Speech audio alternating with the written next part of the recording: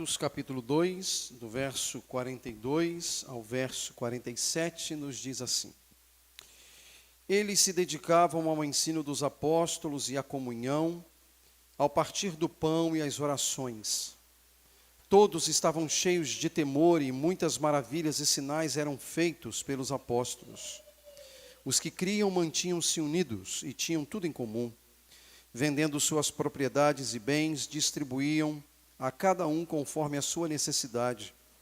Todos os dias continuavam a reunir-se no pátio do templo. Partiam o pão em suas casas e juntos participavam das refeições com alegria e sinceridade de coração, louvando a Deus e tendo a simpatia de todo o povo. E o Senhor lhes acrescentava diariamente os que iam sendo salvos. Assentem-se, meus irmãos.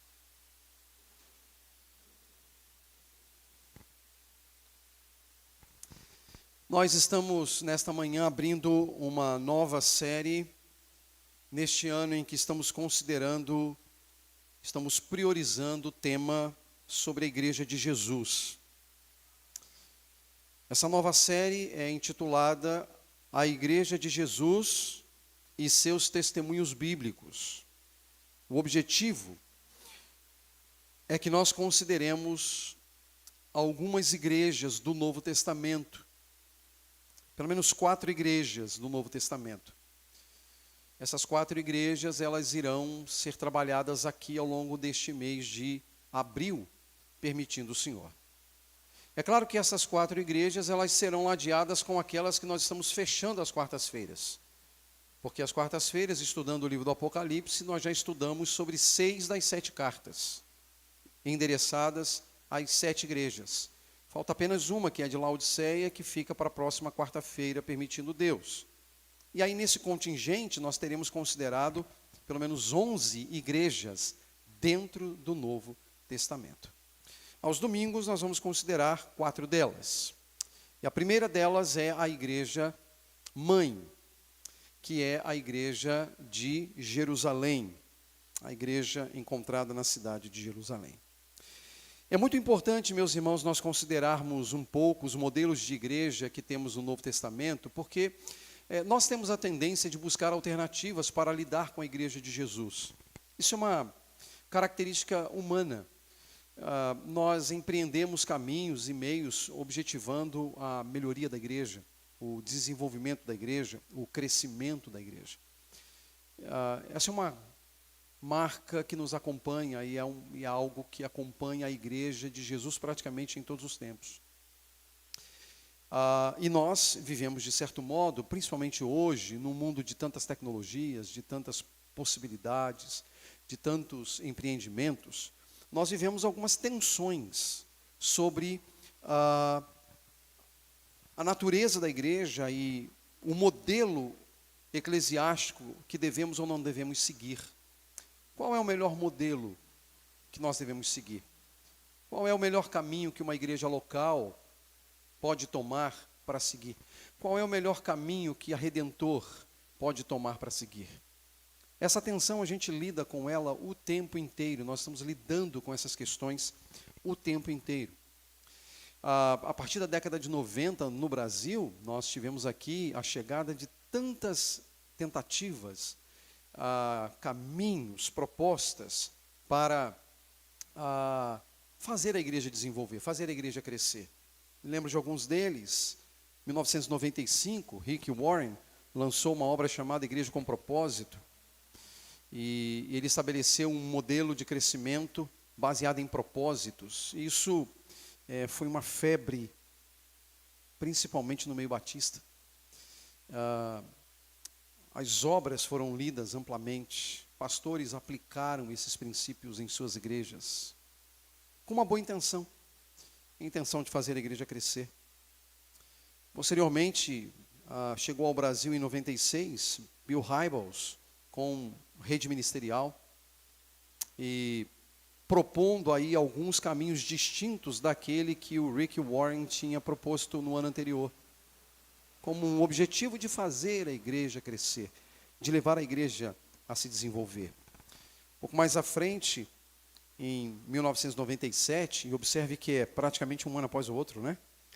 1997, você tem o alemão Christian Schwarz, que estabelece o chamado desenvolvimento natural da igreja, que é uma tentativa de mostrar que a igreja local precisa buscar os caminhos próprios e identitários para fazer a igreja crescer.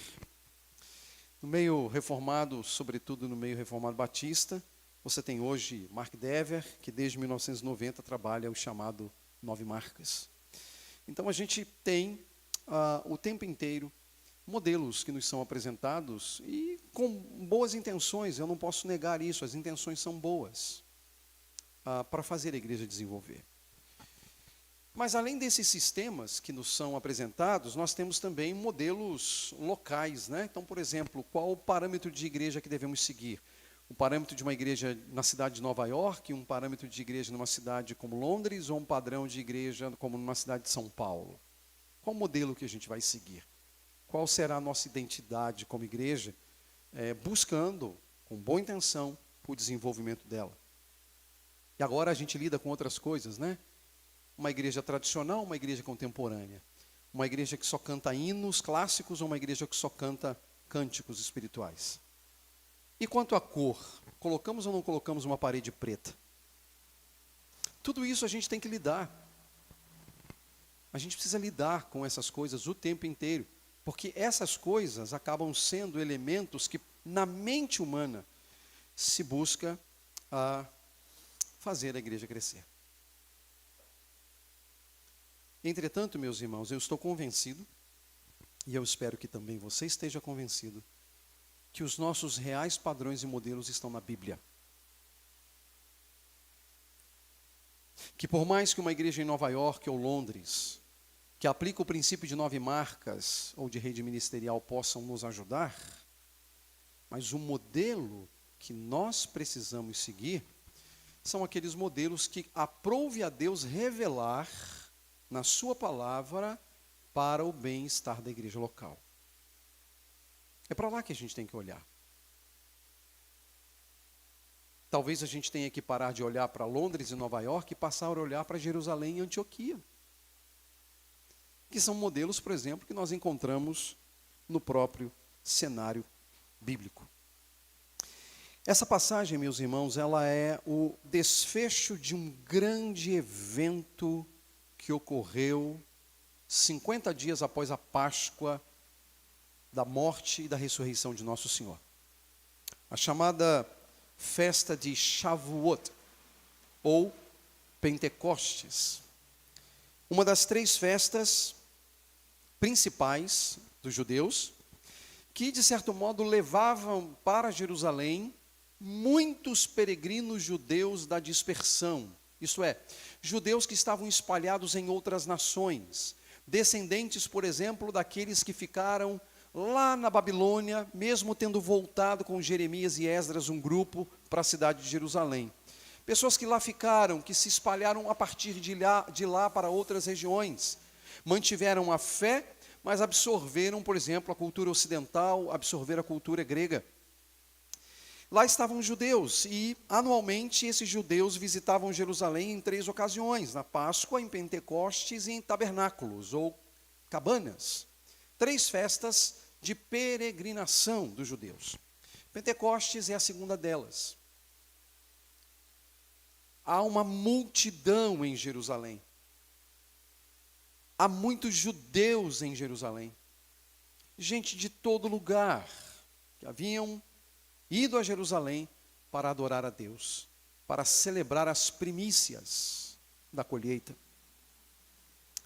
E nessa ocasião, a Escritura diz que a profecia bíblica de Joel, ela se cumpre. A palavra do Senhor diz que o Espírito foi derramado sobre a igreja, com evidências de línguas. Línguas que eram compreendidas por aqueles que as ouviam. Porque os crentes, aqueles homens que estavam lá, aquelas mulheres que estavam lá, falavam em línguas que eram compreendidas por esses visitantes, gente de vários lugares, de várias nações e, portanto, de vários idiomas diferentes. Cumprimento de uma profecia. A mensagem do Evangelho chegando às nações, não mais apenas em hebraico, que era chamada língua sagrada, mas em qualquer língua, em qualquer idioma, a grandeza do evangelho anunciado. E isso, meus irmãos, foi um fenômeno, foi algo espetacular e que desencadeou no coração das pessoas um desejo distinto de muitos dos desejos que eles tinham. Pedro, então, nesse cenário, lhes prega o evangelho. A mensagem do Senhor é pregada às pessoas que estavam ali, que a princípio tinham ido àquele lugar apenas para celebrar a festa de Pentecostes. E o desfecho diz, meus irmãos, que naquele dia, com a pregação de Pedro, 3.000 almas se converteram e foram batizadas. 3.000 almas. 3.000 almas que se converteram e foram batizadas, mas não ficaram em Jerusalém, porque lembrem-se, eles eram peregrinos. E sendo peregrinos, eles voltaram para as suas cidades, eles voltaram para as suas aldeias, eles voltaram para as suas nações, e com eles agora, a mensagem do evangelho. São esses 3.000 que vão desencadear um movimento missionário tão importante no cenário do primeiro século, ao ponto de os apóstolos chegarem em algumas regiões e o evangelho já está presente lá. Por que estava presente? Porque essas pessoas voltaram e levaram o evangelho e anunciaram que o Messias havia chegado. E essa passagem especificamente lida nessa manhã é uma espécie de agenda que passaria a orientar a igreja de Jesus, não apenas em Jerusalém, mas a partir de Jerusalém, em outros lugares. Porque, como disse, essas pessoas não ficaram em Jerusalém, elas voltaram para as suas cidades. E essa agenda foi levada para as suas cidades. Uma agenda para o movimento cristão primitivo, mas também uma agenda para o movimento cristão posterior. E se é uma agenda para o movimento cristão posterior, nós precisamos pressupor que é a nossa agenda. É a agenda da Redentor.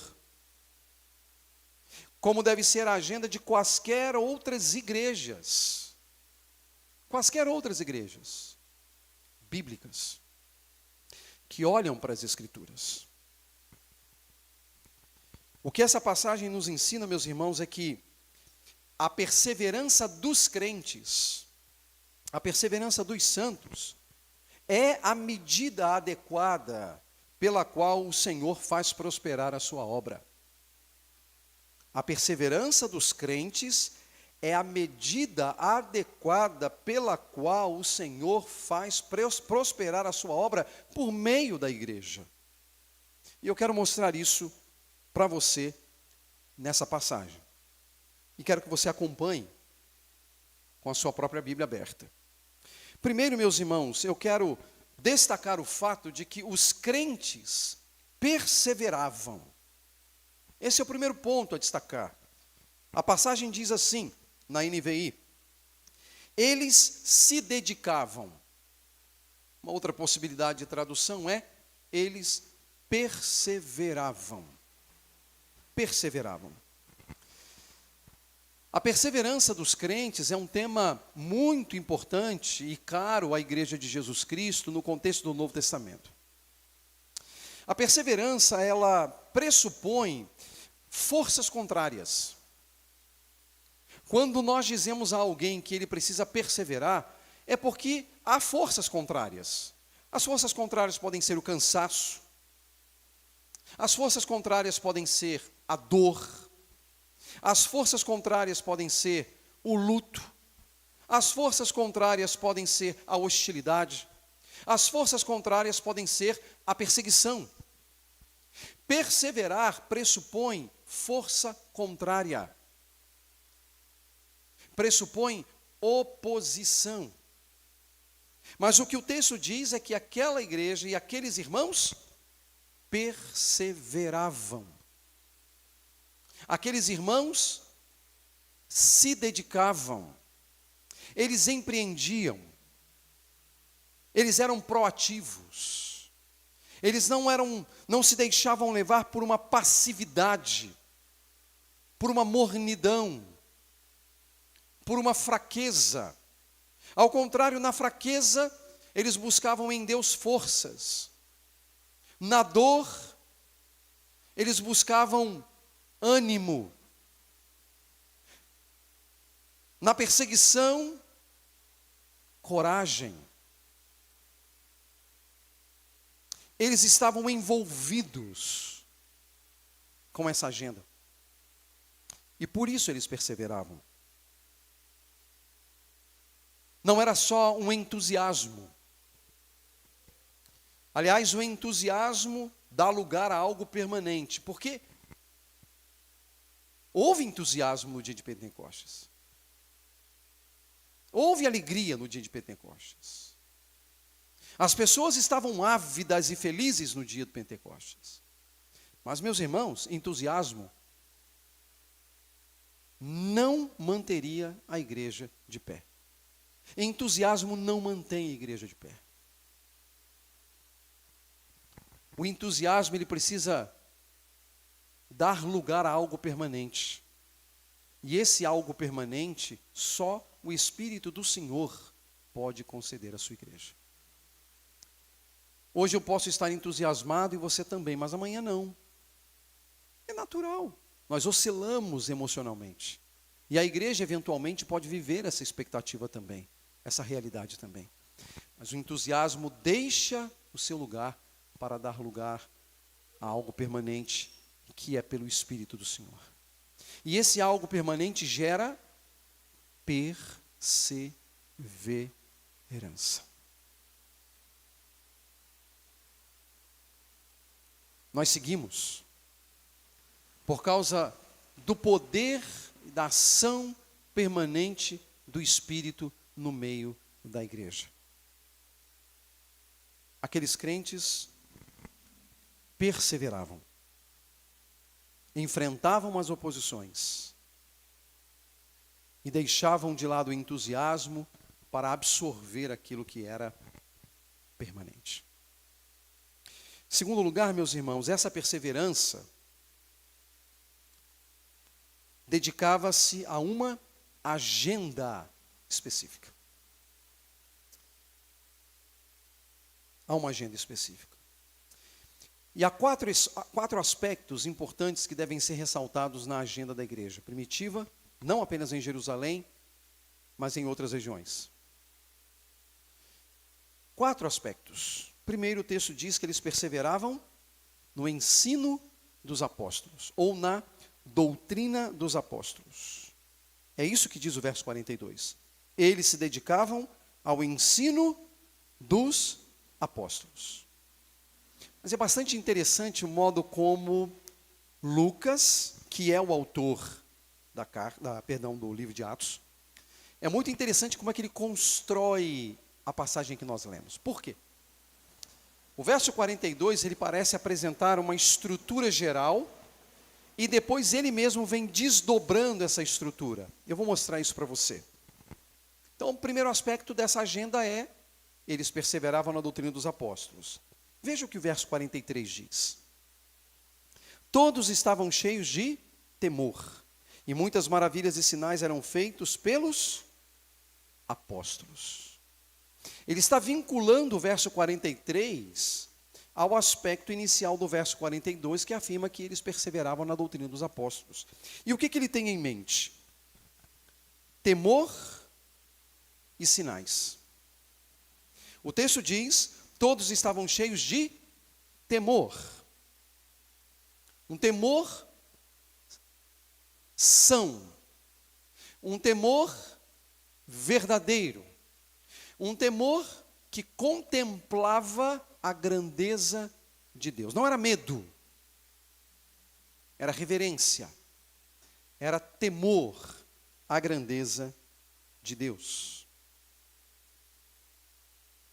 Eles perseveravam na doutrina dos apóstolos e essa doutrina gerava no coração dos homens temor. E o que é o temor, senão o princípio da sabedoria? A vida adequada, a vida correta, a vida que agrada a Deus, principia pelo temor. Quando alguém não teme a Deus, ele se perde. A ausência do temor do Senhor nos faz perder a linha. Nos faz buscar caminhos e alternativas que não honram a Deus. A falta de temor leva o homem a se perder. Mas eles tinham temor, porque a doutrina dos apóstolos, o ensino apostólico provocava neles temor e tamanha reverência pela grandeza de Deus. Mas também o texto diz que muitas maravilhas e sinais eram feitos pelos apóstolos. E aqui está um ponto muito importante, irmãos, sobretudo para o cristianismo primitivo. Era importante no contexto judaico. Tanto que você vai lembrar do capítulo 4 que nós lemos ainda agora. Ainda agora, lemos o capítulo 4, versos 1 a 22, que fala da cura de um aleijado e a dificuldade que Pedro e João passam por conta de terem curado um aleijado. Os líderes religiosos de Jerusalém não estavam gostando do que estava acontecendo. A fama de Cristo estava crescendo em Jerusalém. E o que eles tentam fazer? Eles tentam impedir. Primeiro, colocando-os na prisão. Segundo, exigindo que eles parassem de falar em nome de Jesus. Aliás, eles questionam, com que autoridade, com que poder vocês fazem essas coisas? Porque no contexto judaico, as palavras, elas eram consolidadas pelos sinais. A doutrina dos apóstolos se fazia acompanhar de sinais. Portanto, era uma igreja que tinha a palavra e tinha os sinais. Isso era parte da agenda. E é muito natural que você então questione. Mas, se os sinais precisam acompanhar a palavra, por que a gente não valoriza tanto os sinais e nem os milagres? Porque nós, meus irmãos, andamos por fé. E eu explico. Creio piedosamente que Deus opera milagres. Eu conheço muito desses milagres que Deus já operou na vida de muitos irmãos aqui e de tantos outros. Nós sabemos disso. Mas, meus irmãos, eu não preciso dos sinais para crer, porque os sinais aqui eram sinais para consolidar que esta palavra pregada pelos apóstolos ela é verdadeira. E se os sinais dados à palavra dos apóstolos já é a comprovação da verdade, me basta crer na palavra, mesmo que eu não tenha sinais. É a palavra. Eu não preciso de sinais. Até porque, meus irmãos, sinais não significam absolutamente garantia alguma para o povo de Deus. Se sinais pudessem aprumar o rumo e a rota do povo de Deus, Israel não seria um povo incrédulo. Porque que povo experimentou mais sinais do que o povo de Israel durante 40 anos no deserto? Fala para mim, qual povo? Que povo tinha maná todo dia caindo do céu? Que povo tinha codornizes pousando no arraial de Israel todos os dias? Que povo teve durante 40 anos coluna de fogo durante a noite, coluna de nuvem durante o dia? Que povo viu o mar vermelho se abrir? Que povo viu o rio Jordão se abrir? Que povo viu as sandálias dos pés não se gastarem durante 40 anos? Que povo viu as roupas do corpo não se gastarem durante 40 anos? Você quer mais sinal do que isso? No entanto, foi o povo mais incrédulo. Na primeira oportunidade, adorou o bezerro de ouro.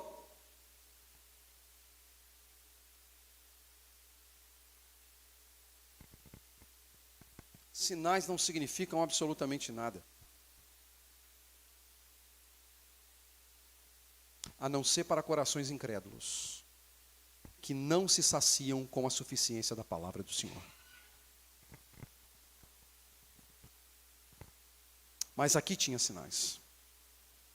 Sinais dos apóstolos. Mas eles não perseveravam apenas no ensino dos apóstolos. O texto diz que eles perseveravam também a comunhão. Segundo elemento da agenda da igreja, comunhão. Eles se dedicavam à comunhão. Observe agora as palavras dos versículos 44 a 46 na sua primeira parte. Os que criam mantinham-se unidos e tinham tudo em comum. Vendendo suas propriedades e bens, distribuíam a cada um conforme a sua necessidade. todos os dias continuavam a reunir-se no pátio do templo. Comunhão. Esses 2 versos e meio falam da comunhão. E quais são os aspectos ressaltados por Lucas aqui? Que na verdade é apenas uma narrativa da realidade da igreja. Veja, isso aqui não é uma advertência de como a igreja deveria ser. É uma narrativa do que a igreja era. A igreja já era. E o texto diz que os que criam mantinham-se unidos e tinham tudo em comum. O que significa isso? Havia um senso no meio da igreja, de que aquilo que Deus concede a mim, Ele o faz para abençoar o meu irmão também. De que aquilo que eu tenho é também do próximo. Que aquilo que Deus me dá, Ele pode ser um meio para abençoar famílias, para abençoar pessoas. Era dessa maneira. Os que criam mantinham-se unidos. Veja essa característica, eles estavam juntos. Os que criam estavam juntos. A fé nos faz participantes do grande povo de Deus, da família de Deus. Eles estavam unidos, estavam juntos. E tinham tudo em comum. O que significa? Tudo. Tudo em comum. Tudo como dádiva de Deus, concedida a mim, mas estendida ao outro. Estendida ao próximo. E isso chegava, meus irmãos, a um desprendimento tal, que o verso 45 diz que eles chegavam a vender suas propriedades e bens, e distribuíam a cada um conforme a sua necessidade. Veja como essa igreja está tomada do poder do Espírito, ao ponto de abrirem mão de seus patrimônios para abençoar quem não tem. Vendiam bens para socorrer aqueles que na igreja passavam necessidades. E todos os dias continuavam a reunir-se no pátio do templo para buscar o Senhor. Estavam unidos e tinham tudo em comum. Nós vivemos num mundo de ideologias. E talvez a exposição que a gente tem ao mundo que a gente conhece hoje, aos sistemas políticos, alguém pode dizer assim: ah, pastor, está vendo? Isso aqui é comunismo. Não, não é. Por uma razão muito simples. Comunista não divide o seu bem com quem não tem. Ele pede que o Estado faça. Simples assim. O comunista não está disposto a abrir mão de parte dos seus bens para socorrer o próximo. Ele não faz isso. Ele pede que o Estado faça esse papel. Essa é a grande diferença entre o que nós estamos vendo aqui e o que o comunismo propõe. Você entende a diferença? Aqui eles estão abrindo mão dos seus bens para ajudar o próximo. E não pedindo que o Estado faça. Então você já deve ter ouvido, lá no cristianismo primitivo era um verdadeiro comunismo. Balela.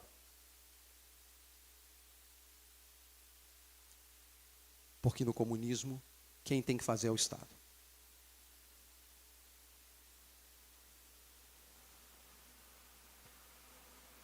Por isso que a igreja está acima de todas essas coisas. Eu faço por causa do poder do Espírito dentro de mim. Eu sou capaz de abrir mão dos meus bens para ajudar o próximo.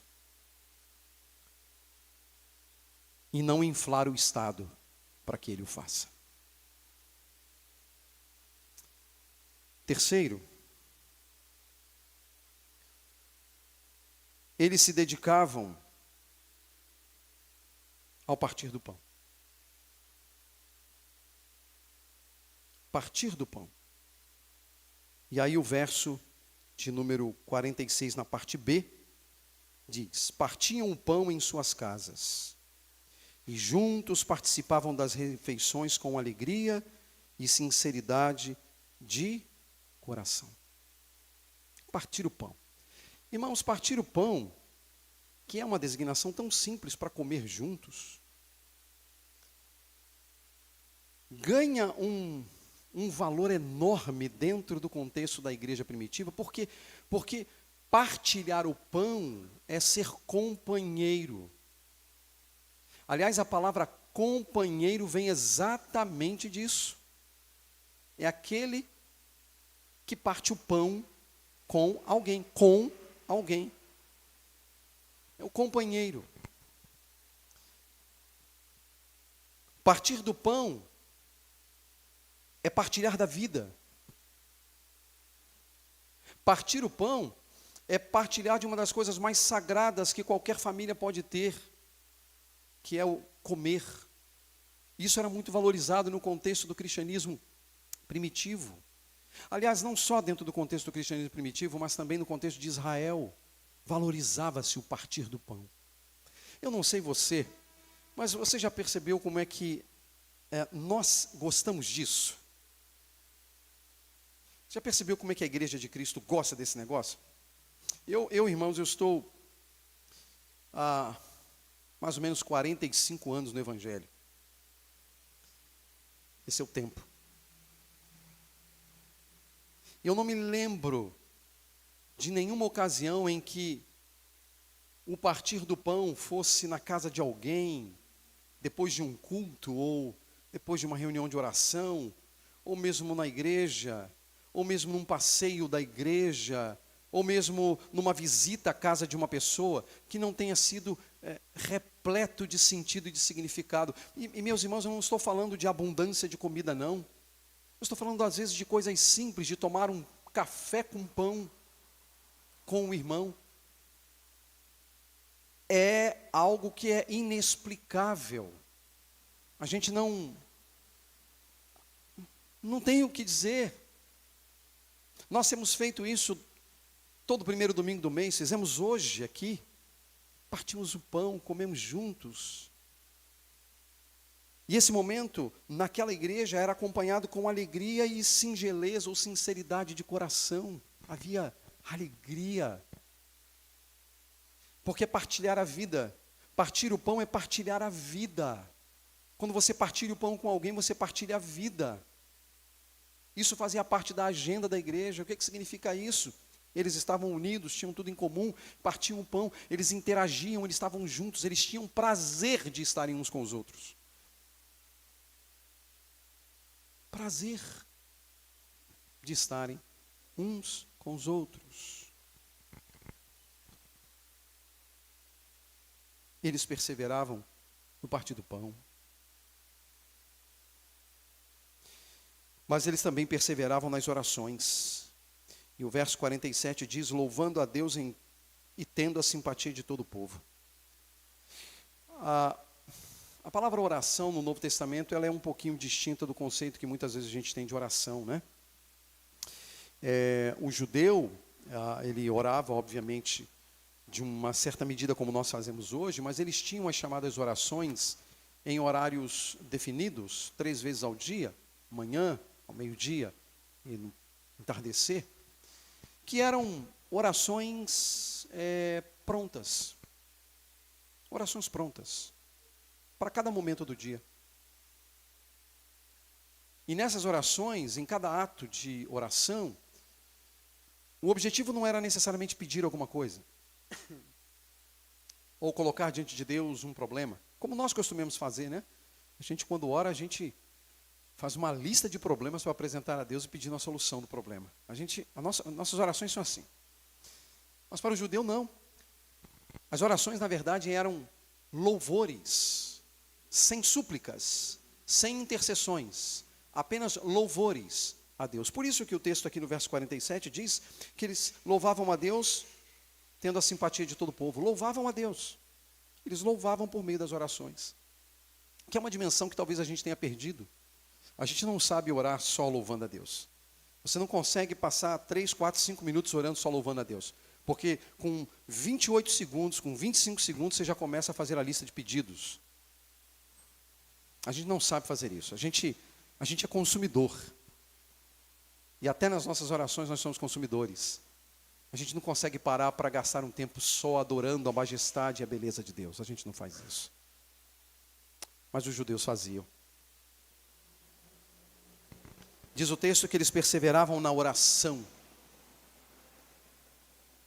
louvando a Deus e tendo a simpatia de todo o povo. Porque, meus irmãos, sabe o que vai gerar a simpatia? É a oração. E deixe-me dizer uma coisa para você. Qual é o único remédio que você tem para solucionar um problema interpessoal?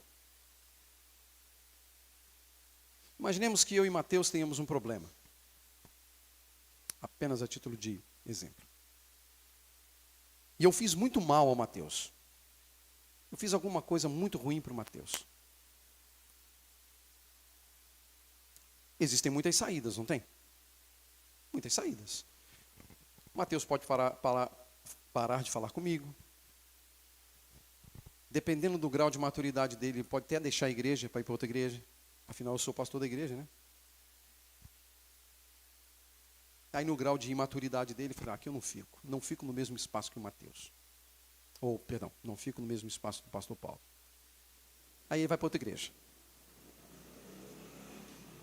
Ou o Mateus pode orar por mim. E meus irmãos, a minha própria experiência, eu sei bem que quando você se dedica a orar por quem te faz o mal, Deus coloca no seu coração compaixão por essa pessoa. O remédio para resolver problemas interpessoais é orar pela pessoa.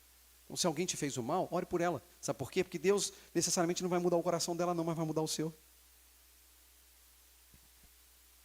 E você vai passar a ter a compaixão que você não tinha. O texto diz que eles perseveravam na oração, louvando a Deus e tendo a simpatia do povo. Não é necessariamente que o povo tinha simpatia por eles, porque a gente vai ler as narrativas posteriores, o povo não tem simpatia por eles, não. O povo tem simpatia? Nós lemos aqui o final do capítulo 2, mas no início do culto lemos o capítulo 4. O povo está tendo simpatia por eles? Não é isso que o texto está dizendo. Quando o texto fala que tendo simpatia do povo, ou tendo a simpatia de todo o povo, é porque, na verdade, eles, por orarem, estavam tendo a simpatia. Eles olhavam o povo de uma maneira distinta, e não que eles esperassem que o povo tivesse uma simpatia por eles, porque do capítulo 3 em diante, até o final, é apenas perseguição contra a igreja. O povo não tem simpatia pela igreja, porque o povo não tem simpatia por Jesus, mas Deus em Cristo, por meio das nossas orações, pode colocar simpatia e empatia no nosso coração para aqueles que vão contra nós. É isso que o texto está dizendo. E é impressionante que o capítulo 28 de Atos termina com Paulo preso. Que simpatia é essa do povo? Então não é a simpatia do povo por nós, é a nossa simpatia pelas pessoas. É isso que a oração faz.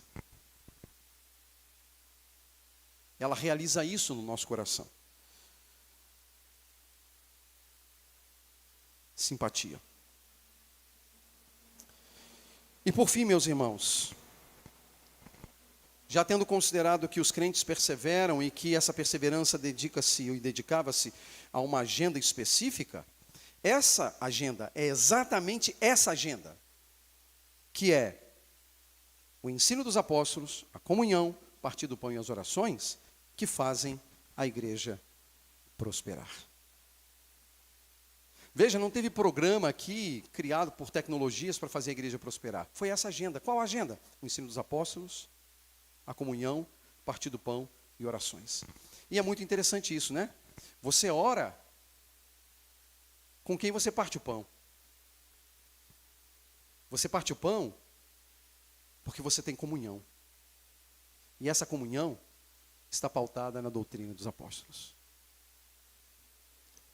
Essa agenda faz a igreja prosperar. O final do verso 47 diz, e o Senhor lhes acrescentava diariamente os que iam sendo salvos. Não era dominicalmente. A salvação não era dominical. Era diária. Diariamente o Senhor acrescentava à igreja os que iam sendo salvos. Dia a dia. Por quê? Meus irmãos, imagine você está cheio do Espírito do Senhor, você persevera na doutrina dos apóstolos, na comunhão, no partir do pão, nas orações, a sua vida é um livro aberto ao mundo. E o próprio Espírito do Senhor se encarregava em fazer o quê? Em salvar pessoas. Esses são os frutos reais de um verdadeiro crente. O fruto de um verdadeiro crente, meus irmãos, não são os arrepios. não são os pulinhos, não são as lágrimas,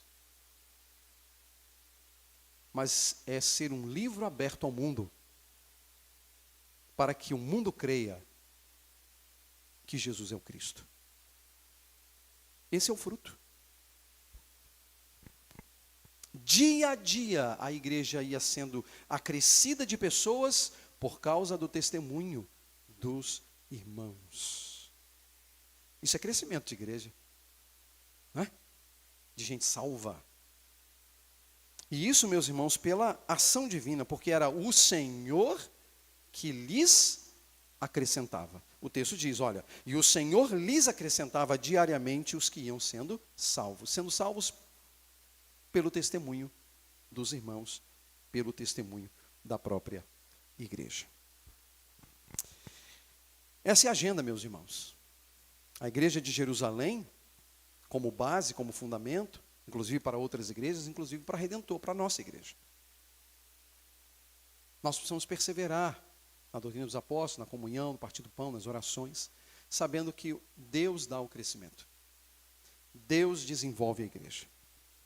E eu quero, para terminar, aplicar aqui rapidamente 3 pontos que acredito possam ser úteis para vocês, para a nossa igreja.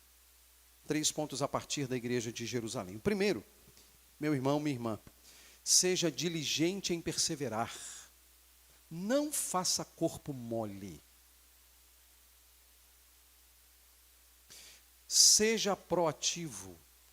Persevere. Persevere. Ninguém pode perseverar por mim. Ninguém pode perseverar por você. Persevera. Bola para frente. Seja proativo. Empreenda. Dedique-se.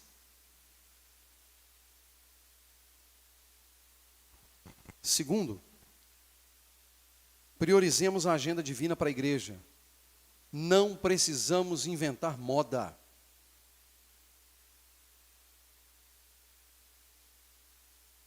Não precisamos inventar moda. Deus é mais inteligente, Deus é mais esperto do que todos nós juntos. Ele já estabeleceu uma agenda. E nós precisamos cumprir essa agenda. Doutrina dos apóstolos, comunhão, partir do pão e orações. Não precisamos inventar moda. Eu citei no início da pregação um autor chamado Christian Schwarz, um alemão que desenvolveu o chamado desenvolvimento natural da igreja. Ele tem uma frase que me acompanha há mais de 20 anos. Ele diz assim: nós precisamos deixar de pedir a Deus que abençoe aquilo que nós fazemos e passemos a fazer aquilo que Deus abençoa. Precisamos deixar de pedir a Deus que abençoe o que fazemos e passemos a fazer o que Ele já abençoa.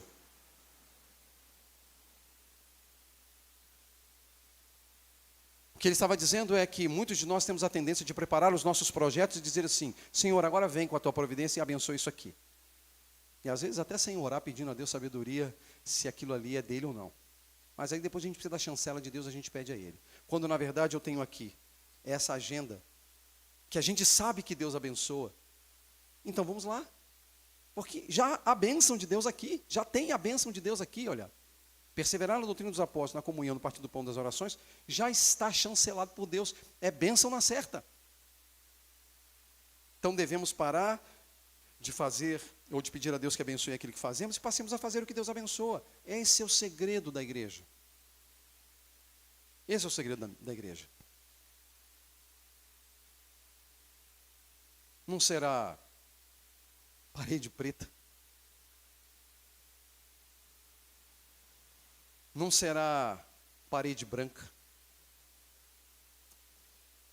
Não será bateria ou violoncelo.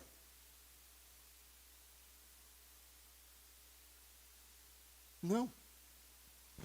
É a doutrina dos apóstolos, a comunhão, o partir do pão e as orações. A bênção do Senhor está nisso. E se a Redentor quer ser abençoada, essa é a nossa agenda. Essa é a nossa agenda. Por fim, confiemos na agência divina em favor da igreja. Se tomarmos o caminho correto, é certo que Ele nos abençoará. Se nós tomarmos o caminho que Deus mesmo já estabeleceu, é certo que Ele nos abençoará. É tudo o que precisamos, irmãos. Que o mesmo Espírito que foi derramado no dia de Pentecostes e que está sobre a igreja derramado ainda hoje, conduza-nos, fortaleça-nos, para que vivamos em novidade de vida, para que sejamos uma igreja firme, que cumpra a agenda do Senhor para ela. A agenda do dono dela para ela. A agenda de Jesus Cristo para ela. Amém. Vamos ficar em pé, meus irmãos, e vamos orar. Depois vamos cantar uma última canção para encerrar o culto dessa manhã. Curve a sua cabeça. Vamos falar com o Senhor neste instante.